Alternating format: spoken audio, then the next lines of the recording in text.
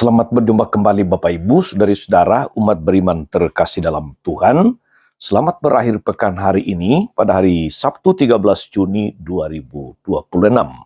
Hari ini dalam liturgi Gereja Katolik kita merayakan hati tak bernoda Santa Perawan Maria. Jadi setiap kali sehari setelah perayaan Hari Raya Hati Yesus yang Maha Kudus, gereja merayakan hati tak bernoda Santa Perawan Maria. Kita akan merenungkan 3 inspirasi dari Maria, perempuan berhati emas ini. Mari kita dengarkan sabda Tuhan. Dalam nama Bapa dan Putra dan Roh Kudus. Amin. Tiap-tiap tahun pada hari raya Paskah, orang tua Yesus pergi ke Yerusalem. Ketika Yesus telah berumur 12 tahun, pergilah mereka ke Yerusalem seperti lazimnya pada hari raya itu. Selesai hari-hari perayaan itu, ketika mereka berjalan pulang, tinggallah Yesus di Yerusalem tanpa diketahui orang tuanya. Karena mereka menyangka bahwa Yesus ada di antara orang-orang seperjalanan mereka, berjalanlah mereka sehari perjalanan jauhnya, lalu baru mencari dia di antara kaum keluarga dan kenalan. Karena tidak menemukan dia, kembalilah Maria dan Yusuf ke Yerusalem sambil terus mencari dia. Sesudah 3 hari, mereka menemukan Yesus dalam bait Allah. Ia sedang duduk di tengah-tengah alim ulama sambil mendengarkan mereka dan mengajukan pertanyaan-pertanyaan kepada mereka. Semua orang yang mendengar dia sangat heran akan kecerdasan dan segala jawab yang diberikannya. Ketika Maria dan Yusuf melihat dia, tercenganglah mereka. Lalu kata ibunya kepadanya, "Nak, mengapa engkau berbuat demikian terhadap kami? Bapamu dan aku dengan cemas mencari engkau." Jawab Yesus kepada mereka, "Mengapa kamu mencari aku? Tidakkah kamu tahu bahwa aku harus berada dalam rumah Bapakku?" Tetapi mereka tidak mengerti apa yang dikatakan Yesus kepada mereka. Lalu Yesus pulang bersama-sama mereka ke Nazaret, dan ia tetap hidup dalam asuhan mereka, dan ibunya menyimpan semua perkara itu di dalam hatinya. Demikianlah sabda Tuhan. Saudari-saudara, umat beriman terkasih dalam Tuhan. Di awal saya katakan kita akan menimba inspirasi dari perempuan berhati emas, Bunda Maria. Saya ingin mengawali dengan satu kisah saudara-saudari tentang seorang tukang sampah asal Yogyakarta yang bernama Pak Subaidi. Pak Subaidi dikenal sebagai tukang sampah berhati emas. Itu karena tiap kali menemukan dompet atau tas berisi uang atau hal-hal berharga lainnya, ia selalu berusaha mengembalikannya kepada pemiliknya. Dan kalau tidak menemukan pemiliknya, dia menitipkannya pada pos polisi terdekat. Ketika diundang oleh Presiden Jokowi waktu itu dan ditanya ia mau apa, Pak Subaidi hanya ingin berfoto bersama Presiden. Sebuah keinginan yang sangat sederhana. Bukan keinginan yang luar biasa, bukan mencari kesempatan untuk mendapatkan banyak dari Presiden, tapi hanya sebuah foto bersama. Di tengah maraknya praktik korupsi dan ketidakjujuran, manipulasi, politik aji mumpung, Pak Subaidi merupakan contoh sikap profetik teladan yang layak dipuji. Saudari-saudara, umat beriman terkasih, Bunda Maria yang hari ini oleh Gereja Katolik dirayakan hati tak bernoda Bunda Maria adalah perempuan berhati emas. Dia tidak berpusat pada kepentingan dirinya, tetapi pada kepentingan Allah. Itulah yang menyebabkan dia bersedia menjadi Bunda Yesus. Kendati belum bersuami, kendati belum tahu apa-apa yang akan terjadi ke depan. Dalam Injil hari ini, sepulang dari ziarah di Yerusalem, Maria dan Yusuf panik karena ternyata Yesus tidak ada bersama mereka. Setelah 3 hari mencarinya, pada akhirnya mereka menemukan Yesus di bait Allah, sedang bersoal jawab dengan para ahli kitab. Dan setelah menemukannya, Maria tidak marah-marah kepada Yesus. Dia tidak dengan suara keras, dengan emosi, apalagi caci maki, tapi dengan hati seorang ibu. Dia berkata kepada Yesus, "Nak, Bapamu dan aku dengan cemas mencari Engkau." Kalimat itu keluar dari hati yang murni, hati yang penuh kasih, hati yang penuh dengan kerendahan hati. Amarah akan meledak bila yang dipikirkan hanya kelelahan mereka 3 hari mencari Dia kembali ke Yerusalem.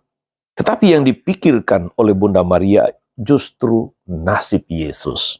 Demikian pula ketika Maria tidak dapat memahami jawaban Yesus, ia tidak berteriak kesal, emosi atau marah, tapi Injil mengatakan dia menyimpan segala perkara dalam hatinya. Orang yang berhati emas tidak berpusat pada apa yang memuaskan dirinya, apalagi egonya, tapi pada apa yang terbaik bagi sesama dan apa yang berkenan pada Tuhan. Poin yang kedua, Maria menyimpan segala perkara dalam hati. Kita tahu saudara-saudari, Maria berdiri di samping putra sepanjang hidupnya sampai di bawah kayu salib. Dia berbagi kegembiraan, berbagi kesedihan, dan akhirnya pengorbanan Yesus di kayu salib. Meskipun ia sendiri tidak sepenuhnya mengerti, tidak sepenuhnya memahami apa yang sebenarnya terjadi, Maria berusaha menyimpan segala perkara dalam hatinya, menunjukkan kesediaannya merenungkan dan memahami kehendak Allah. Saudari-saudara umat beriman terkasih, kesetiaan Maria terhadap kehendak Allah merupakan contoh yang menginspirasi kita. Maka seperti Maria, kita juga dipanggil untuk menyimpan segala perkara dalam hati. Ketika kita membuka hati untuk memahami kehendak Allah, menghayati firman-Nya, kita akan lebih mampu menjalani hidup dengan penuh makna, dengan tujuan yang jelas. Jangan sampai hati kita justru diisi dengan kebencian, dengan perasaan-perasaan negatif, sebab itu hanya akan merusak kedamaian, itu hanya akan merusak kebahagiaan, tidak ada sukacita di sana. Sebaliknya penting bagi kita untuk memelihara hati yang penuh kasih dan damai, yang dipenuhi dengan cinta, yang dipenuhi dengan pengampunan, yang dipenuhi dengan kerendahan hati. Bunda Maria mengajarkan kepada kita tentang pentingnya menyerahkan diri sepenuhnya kepada rencana Allah. Walaupun dalam hidup ini kita merencanakan banyak hal, kita mengusahakan banyak hal, kita mengharapkan banyak hal, tapi pada akhirnya rencana Tuhanlah yang akan terjadi. Sebab itu kita percayakan hidup kita kepada Tuhan dan berserah sepenuhnya kepadanya.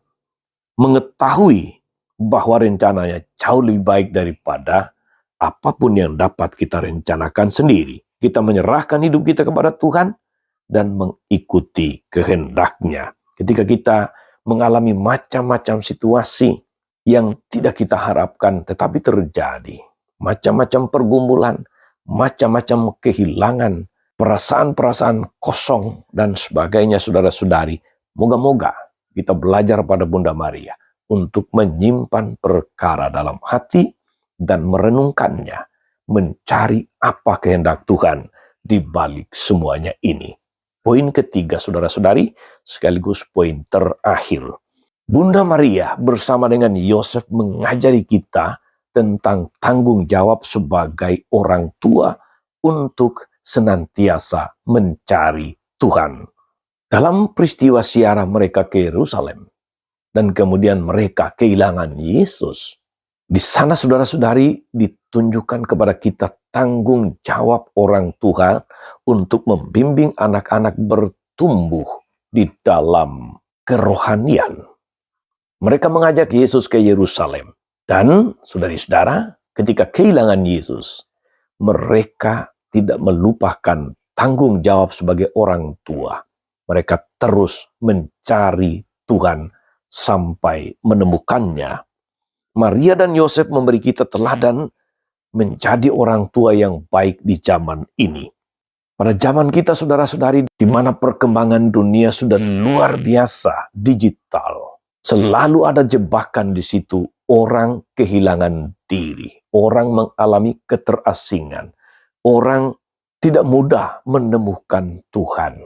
Persis di sini, Maria dan Yosef mengajari kita untuk terus mencari Tuhan sampai menemukannya. Mereka tidak mau lepas dari Tuhan karena hanya Tuhan sumber kegembiraan, sumber ketenangan sebagai keluarga, sebagai sepasang suami istri. Saya teringat, saudara-saudari, sebuah kata mutiara rohani yang bunyinya demikian. Barang siapa mencari Tuhan, Tuhan akan menemukan dia. Semoga saudari-saudara kita belajar dari Bunda Maria untuk memiliki hati emas, hati yang murni, hati yang tidak memikirkan kepentingan sendiri, hati yang selalu berusaha menyimpan perkara di dalamnya, merenungkan, mencari apa kehendak Tuhan, dan hati yang terus mencari Tuhan. Tuhan Yesus memberkati. Amin. Tuhan Yesus Kristus, kami bersyukur atas firman-Mu yang meneguhkan, menginspirasi bagaimana kami harus hidup tidak mementingkan diri sendiri. Bagaimana kami harus senantiasa belajar untuk menyimpan perkara dalam hati. Dan bagaimana kami belajar dari Bunda Maria dan Santo Yosef terus mencari Tuhan dalam hidup ini. Moga-moga dengan peneguhan inspirasi teladan hidup Bunda Maria dan Santo Yosef, kami terus bertumbuh dalam iman dan kasih. Terpujilah Engkau sepanjang segala masa. Amin. Saudari-saudara sekalian, berkat Allah turun atas saudari-saudara, atas mereka yang kita doakan atau kita janjikan doa. Mereka yang sakit dan menderita, segala rencana, karya, dan pelayanan hari ini, Bapa dan Putra dan Roh Kudus. Amin. Tetap sehat, teruslah menjadi berkat.